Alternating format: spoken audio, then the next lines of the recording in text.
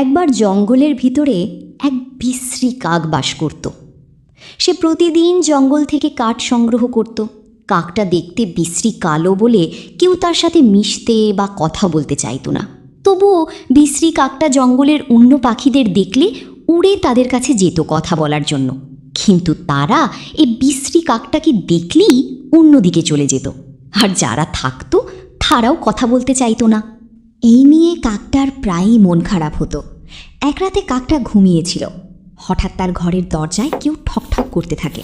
তখন কাকের ঘুম ভেঙে যায়।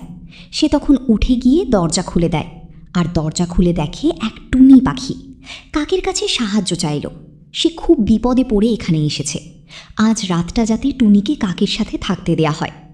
বিপদের কথা শুনে বিশ্রী কাকের খুব মায়া হলো। তারপর টুনি পাখিকে কাকের সাথে থাকতে দিল।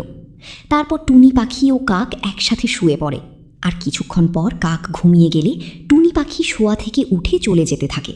টুনি দরজার কাছে গিয়ে পরী রূপ নেয়। আসলে এটা টুনি পাখি ছিল না, পরী বিশ্রী কাকটাকে পরীক্ষা করার জন্য টুনি সেজে এসেছিল।